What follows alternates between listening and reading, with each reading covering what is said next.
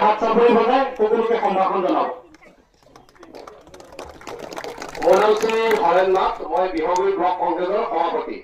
মোৰ লগত অহা বিহগুৰি ব্লক কংগ্ৰেছৰ উপ সভাপতি আমাৰ মন্টু নাথ ডাঙৰীয়া আছে। শোণিতপুৰ জিলা কংগ্ৰেছৰ উপ সভাপতি এজন আমাৰ জুৱেল নাথ ডাঙৰীয়া ইয়াত আছে। বিহগুৰি ব্লক কংগ্ৰেছৰ জেনেৰেল ছেক্ৰেটাৰী প্ৰাণজিৎ বৰা উপস্থিত আছে আৰু বৰগাঁও মণ্ডল কংগ্ৰেছৰ সভাপতি গোপাল কাৰ্কি ডাঙৰীয়া, জেনেৰেল ছেক্ৰেটাৰী আছে জগত চেত্ৰী ডাঙৰীয়া আৰু ব্লকৰ সদস্য আমাৰ ইন্দ্ৰগিৰি সন্যাসী আছে,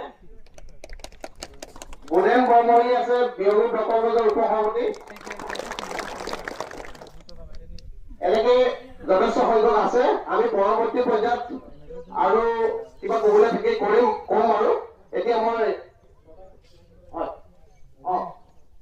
আমাৰ মাজত আৰু এজন আছে, আপুনি কওক। মোৰ নাম শেখ মোহাম্মদ সাদিক। মই আপোনালোক চবকে আসসালামু আলাইকুম জনাইছো।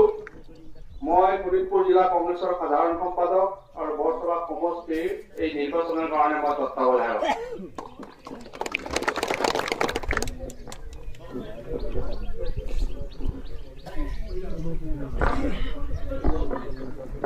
আসসালামু আলাইকুম, নমস্কাৰ। মই বাবুল আলী, বিং সমষ্টিৰ অন্তৰ্গত লহকৰ জিলা পৰিষদৰ মই সদস্য হওঁ আৰু আমাৰ অতি শ্ৰদ্ধাৰ জ্যেষ্ঠ কংগ্ৰেছী নেতা আপোনালোকে ভালদৰে চিনি পায়, বহু বছৰ ধৰি দেখিছে। আজি মই আপোনালোকৰ এইখন স্থানত আমাৰ ৰিপন বৰা ডাঙৰীয়াৰ লগত উপস্থিত হৈ আপোনালোকক ইয়াত তেনেকে লগ ভাগ পাই মই অতিকৈ আনন্দিত হৈছো আৰু পিছলৈ বাকী অলপ চমুকৈ আলোচনা কৰিম। ধন্যবাদ।